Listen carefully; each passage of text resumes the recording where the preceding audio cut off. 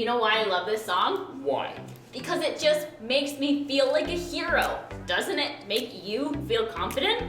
And when we have confidence, we can make the world a better place every day. Confidence is learning to see yourself the way God sees you. When you know how much God loves you, you can start to see how He can use you to be a hero. You can get in the mix and share His love everywhere you go.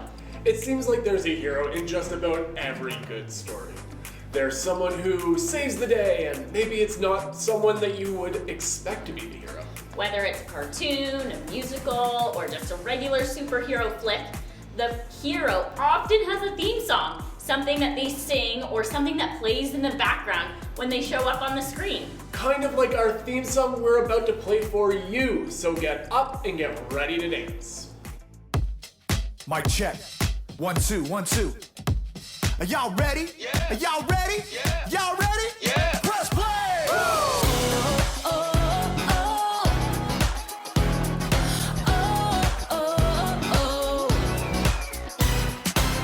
Jesus, we know we belong here because of your love for us that goes on and on forever. Jesus, we know you are with us wherever we go. You're there, we'll always be together. So sing along with me for all the joy he brings. It's going down. Get in the mix. We're not stopping. Get in the mix. The party's hopping. Get in the mix. Everybody say it's time to press play. Get in the mix. The beat is dropping. Get in the mix. Feet are stomping. Get in the mix. Everybody say it's time to press play. Press play. Press play. Jesus, we know we belong here because of your love for us that goes on and on forever. Jesus, we know you are with us wherever we go. You're there, we'll always be together. So sing along with me for all the joy he brings.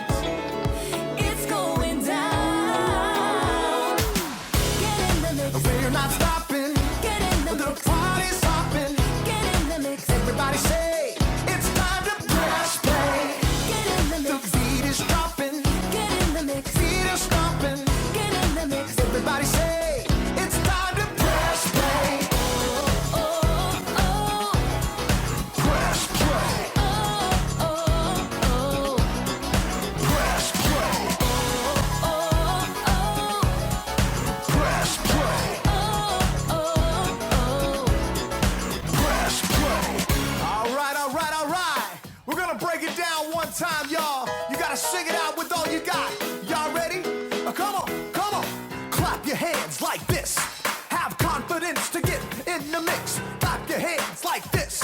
Have confidence to get in the mix. Now clap your hands like this. Like this. Have confidence to get in the mix. Now clap your hands like this. Like this. Everybody get in the mix. Get in the mix. We're not stopping. Get in the mix. The party's hopping. Get in the mix. Everybody say it's time to press play. Get in the mix. The beat is dropping. Get in the mix. Feet are stomping. Get in the mix. Everybody say it's time to press play. Press play. Press play. Press play. Press play.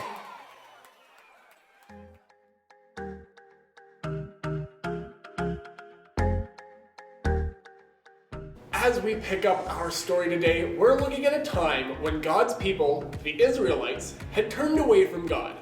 God allowed another group of people, the Midianites, to take over the Israelites' land.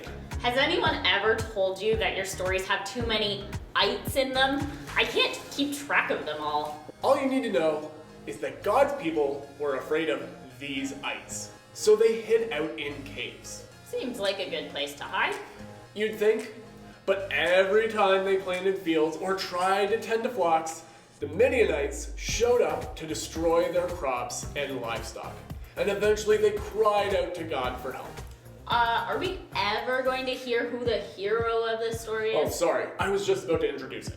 His name was Gideon, and the Lord sent an angel to him while he was out threshing wheat. Threshing? Our hero was a farmer? Just out there, Yep. separating grain from what you can and can't eat. Yep. Sounds really epic. Yeah, and he was doing it inside so he wouldn't get caught.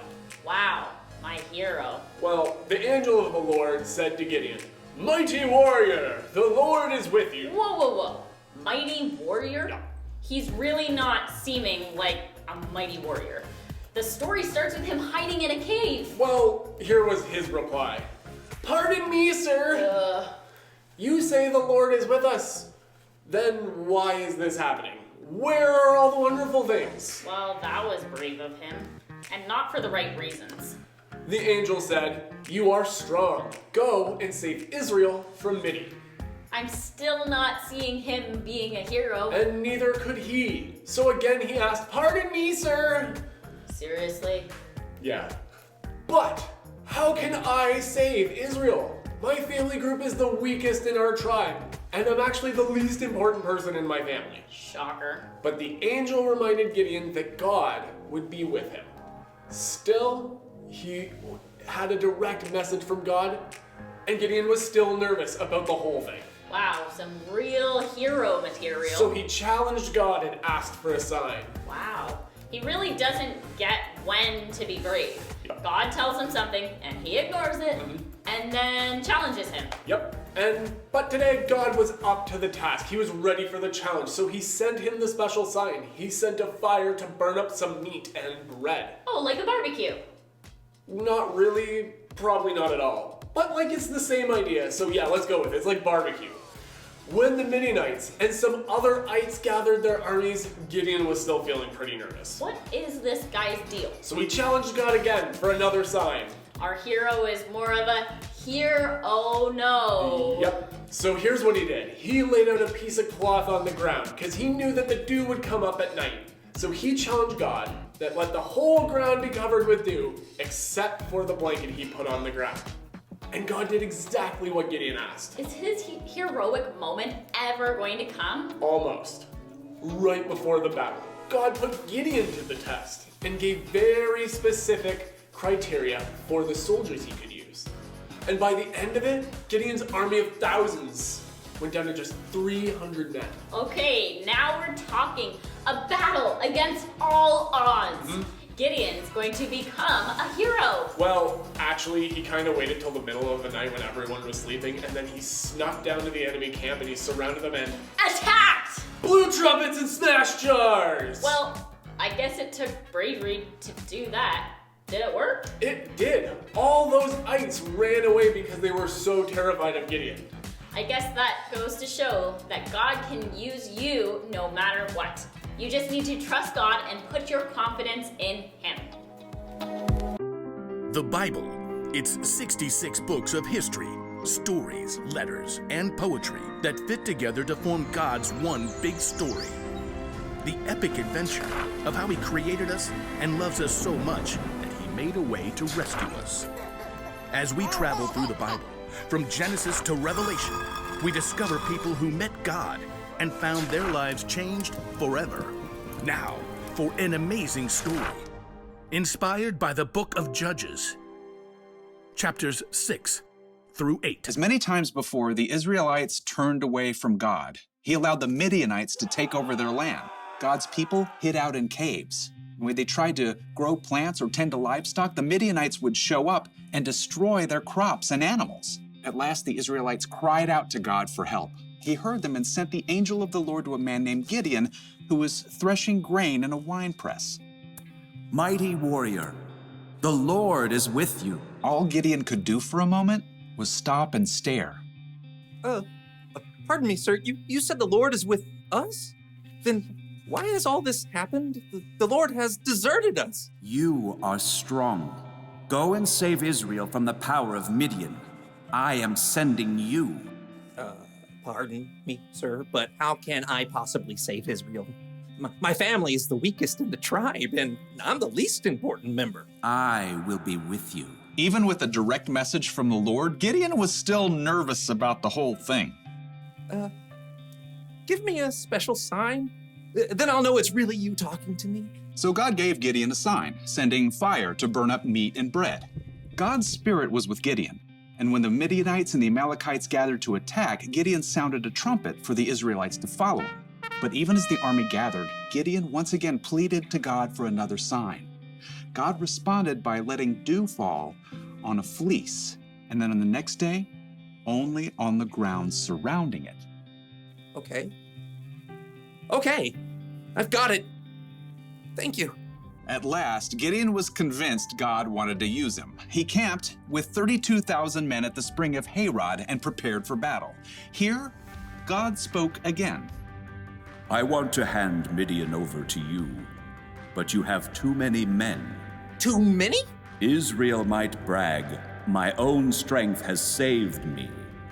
Announce to the army, those who tremble with fear can turn back. Gideon did just as the Lord instructed. There, Lord. 22,000 men have gone home. Only 10,000 left to fight. There are still too many men.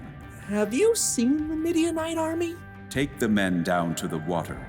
There I will reduce the number of them for you. Even though it must have worried Gideon to lose more of his army, he did just as the Lord said. Field trip to the lake, everyone! At the water's edge, the Lord said, Some men will drink the way dogs do. They will lap up the water with their tongues. Separate them from those who get down on their knees to drink. Gideon watched carefully. Most men got on their knees and drank directly from the water, but 300 men cupped the water in their hands and lifted them to their mouths to lap. So, God, I send those 300 men home and keep the other 9,700, right? With the help of the 300 men who lapped up the water, I will save you. Let all the other men go home. Okay. Yes. Gideon sent home every single person in the army except those 300 men. Get some sleep. Tomorrow we will figure out what's next. That night, the Lord spoke to Gideon once more. Get up. What? I'm awake. Gideon stumbled out of his tent. Below, the campfires and torches of the enemy armies covered the entire valley. So many. Like a swarm of locusts. Go down to the camp. Listen to what they are saying. After that, you will not be afraid to attack. Wondering if he might be dreaming, Gideon snuck down the mountain to hover in the shadows at the edge of the camp. He could hear voices from a nearby tent. I had a dream. A round loaf of barley bread came rolling into the camp. It hit the tent with great force and knocked it flat. Wow, but that can only be the sword of Gideon from Israel. God has given him the whole camp. Gideon listened in shock. Wow, God. Thank you. At once, Gideon scrambled back up the hill to the Israelite camp. Get up! Get up! The Lord has handed the Midianites over to you.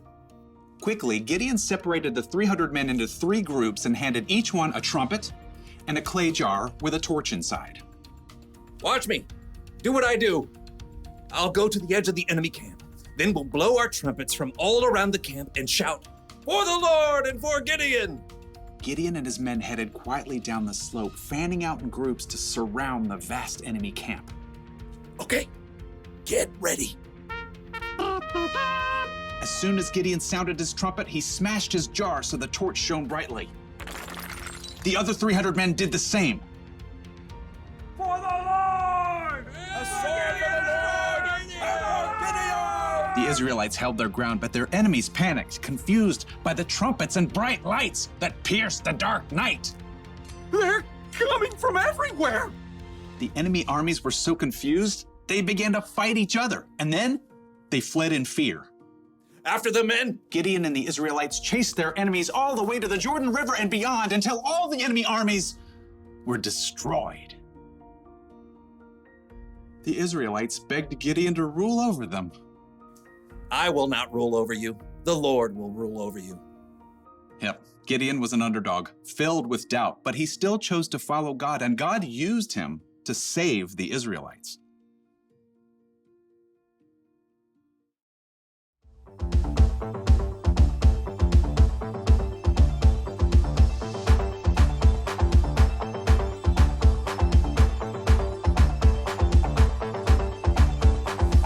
Everybody, everywhere, all around the world. Listen up right now because I got something to say and it will be heard. I made up my mind, not afraid to show. That's right, gonna leave the past behind. Gonna let the whole world know I am who God says I am. Let me tell you now. I am who God says I am. I am forgiven. I am a winner. I have been chosen. Jesus, I am yours. Jesus, I am yours. Forever. Jesus, I am yours. Forever. I am. Jesus, I am yours. Woo!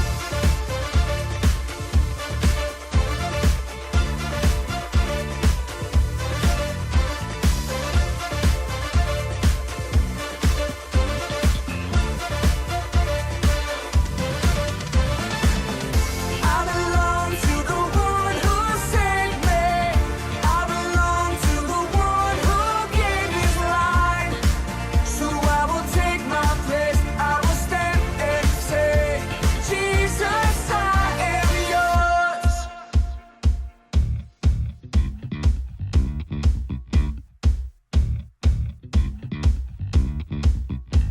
I am who God says I am.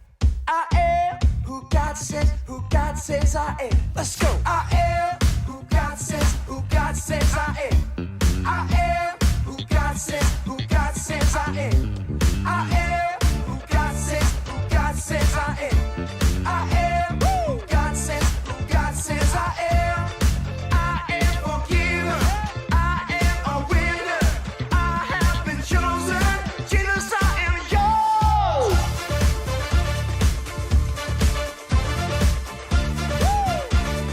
Jesus, I am yours.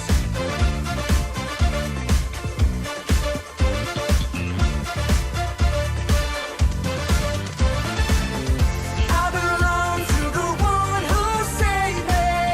I belong to the one who gave his life. So I will take my place. I will stand and say, Jesus, I am yours. I belong to the one who saved me. I belong to the one who gave his life. So I will take my place. I will stand and say, Jesus, I am who God says I am. I am who God says I am. I am who God says I am. I am who God says I am. You know I am who God says I am. I am who God says I am.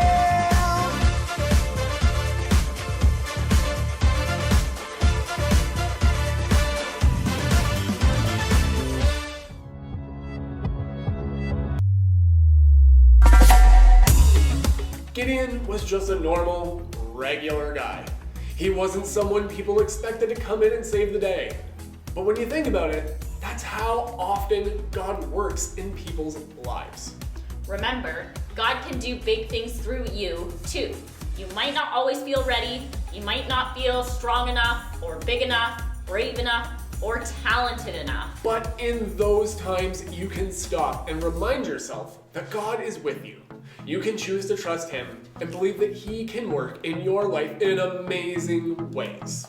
Although Gideon isn't what I expected, he is a good reminder that God can use you no matter what. Maybe that means you'll stand up for the kid who everyone is picking on. Or maybe you'll take on a project at home that helps your family. Maybe you'll come up with a creative solution for something that's not right in your community. There is no limit to what God can do through you when you put your confidence in Him. Well, we don't want to keep you from going out into the world and showing God's love. So we will see you next week. And don't forget to register for VBS. Okay, see you next week. Bye.